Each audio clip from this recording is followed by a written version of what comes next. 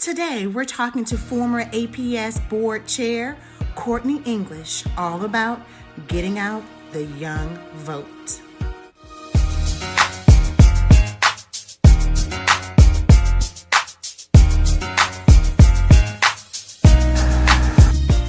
Alrighty, guys, thank you so much for joining me. I am on with Mr. Courtney English, and he is the Director of Community Development for Star C.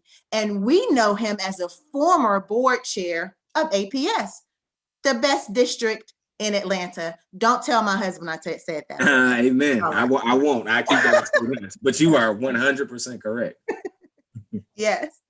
Well, I just wanted to get basically into what do you do now? And how does that affect our community as a whole? What do you do now, Mr. English? Yeah, so sure. I work for an organization, as you mentioned, called Star C. Star C is a nonprofit organization that really sits at the intersection of education, housing, and community development. We work inside of underserved communities to reduce transiency, and we do that by building affordable housing, by providing wraparound services to all of our residents in the form of free after-school programming, food programming, as well as programming that helps to deal with healthcare. We call it healthcare navigation services. It's a fancy way of saying if you need a doctor, we'll make sure you get to a doctor. And then more recently, since the start of the pandemic, we have been running a large eviction relief program. And it is exactly what it sounds like. We're trying to help keep folks in their homes. And so to date, we've served over this year, I should say, since April, we've served over 2,000 families and spent about $3 million paying people's rent, mortgage, and utilities. And so I get to wake up every single day and try to think about how do we improve the quality of our communities, knowing that when we improve our communities, our schools improve and vice versa. And so that's what I do. And that was really a continuation of the work that we started at APS during my latter years on the school board. Wow, that sounds amazing. And it's so needed. I just saw on CNN where they were showing how many people were in need of food and housing. And if you're not touched by it personally, you never think of how broad the problem is. So I'm so glad that you're out working and helping people that really need it. Yeah, I'm doing the best I can. Yep. Yeah, we need it. Now I see that beautiful skyline in the back. And again, when we first got on, I always warm everybody up. And I got on by saying to you, it's okay that you didn't go to Mays High School like myself. You're not an Atlanta, elite. I'm just kidding. We are. Mays and Douglas are the best. Well, I will definitely say my Raider friends are certainly special. I don't know if I would use the word elite, but special will work. Special, interesting, interesting, special, all those good adjectives. We'll say. Yeah, all those adjectives might fit for my Mays Raiders, but for us Douglas Astros, we fly above, And so, okay. I'll take it. Since you are an Atlanta native and you've grown up here, how was it when you found out that Georgia went blue? How was that for you? Because I'm sure you were a little kid even when it turned blue last time, because I was not even in high school, I think. Yeah, I was 7. Wow. Yeah, so I'll say this. It was, from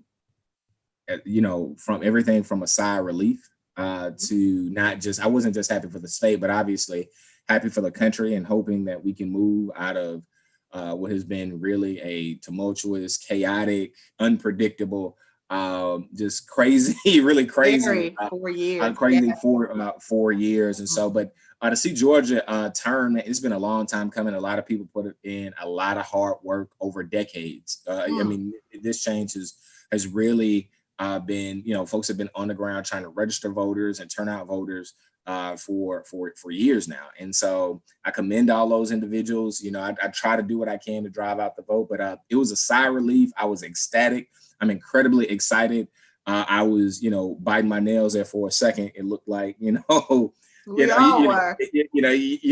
jokey is like, Joe Biden had to win Georgia 4 times. And so every time he got a little bit bigger, his league grew, I certainly, breathed a little easier. And so it was exciting. It was an incredibly exciting moment. And I'm just happy for the country, really.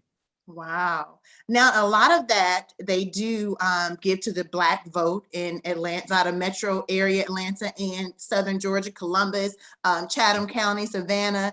But a lot of it came from actually the 18 to 29-year-old spectrum of this voting block, which I think it went up like maybe 33%, some percentage of in the 30s from the teens. So I think that's phenomenal. And I just want to build on that to make sure that they now see voting as the end thing. They see voting as hot now because they see how I think it affects their lives. You know, this whole summer was a summer of resistance, summer of Black Lives Matter, and maybe they had never seen their country in this way before, and maybe that ignited more voting.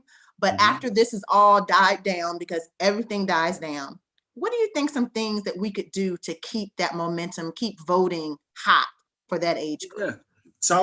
So I take a slightly different tack about it. I mean, there are tons of things that folks can do, right? I could tell you about getting, influencers involved and folks who young people listen to, whether it be in the entertainment industry, rap, celebrities, so on and so forth. I could tell you, we got to start early and register folks in high school, and we try to do a lot of that. I know my good friend Janine, who is still at APS, had our own voter registration campaign inside of the Atlanta Public School District. So we got to get them early, right? We got to get them at church. We got to go to barbershops. We got to meet people where they are, and all those things are true, right? But here's the thing.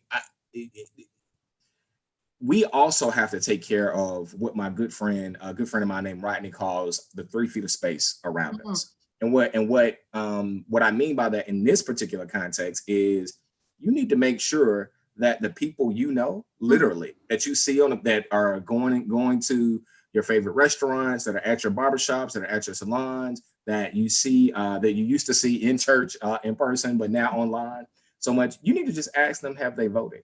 And do they know how to vote? And do they know how to register? And I know that's real simple, right? That's not as sexy or as hot as some other ideas may be. But here's what I realized. I was on a patio one night and at one of my favorite restaurants. And I just simply asked, I started talking about the election, and I asked the server, who I see literally 3 or 4 times a week. That's just how much I'm near. It's actually down the street from APS headquarters. And he said, I asked him, had he voted? And his answer was no. And then I could tell by the look in his eyes, he had no intention on voting, right? And then I started literally having conversations at that particular restaurant, because, I'm a regular, and 10 conversations later, I realized that 7 of those 10 people haven't voted, right? And so I think a lot of times it's easy to do the big bucket, the sexy thing. And I'm going to be out canvassing this week. I'm going to be phone banking this week. I'm going to do all that stuff, right? We threw a voter education rally and, all of that. I've been a part of all of that for this particular election cycle. But I think the simplest thing we can do is look around us in our 3 feet of space and make sure that everybody that we come in contact with on a regular basis, just ask them a simple question. Have they voted? Do they know where to vote? And is there anything you can do to get them to the polls? And I found that honestly to be the single most effective way to engage people who, for whatever reason, have not been formally engaged. Now, that might not reach the tens of thousands of folks, but if you go get 10 and I go get 10, and then all of our friends go get 10 folks, it adds up. And that's how you win elections, right? I've been in some tough, close elections myself, and it makes all the difference in the world. Wow. So 3 feet of space. Yeah. Take care of the folks right next to you. You will be surprised. And I think what happens, and I'm sorry, I hate to belabor this point, but like it didn't occur to me to this election cycle. What happens is, some of your friends might see you super engaged, and they might see you going to the events and throwing out stuff, and that might have a negative impact because they don't want to say, "Hey, look." They might actually feel embarrassed to some degree and say, intimidated. They might feel intimidated, and it's like you have to break that barrier down and just simply ask, "Hey, brother, I'm here to help." And when I tell you, man, like the 2 brothers that the first 2 guys I talked to, I actually offered to take them to the polls. I was like, "Look, I'm coming to get you. We're gonna go early vote, and we're gonna do it together." And I cannot tell you like the joy in their eyes the day after election day. They called, they sent pictures. They were like, look, we got the peach. You know, they were absolutely ecstatic. And so I think that's ultimately how the change happens, right? And so we're gonna do it again for the election in December and the one in January where we have the opportunity to elect 2 senators. So I'm excited. All right, 3 feet of your own space. That's right. That's gonna be your byline. Yeah. Thank you Yeah. so much, Mr. English, for speaking with me today and getting people excited and staying excited about voting. Yeah. Well, thank you so much for your leadership and everything that you continue to do inside the classroom and out. I appreciate the opportunity. Thank you. Thank you.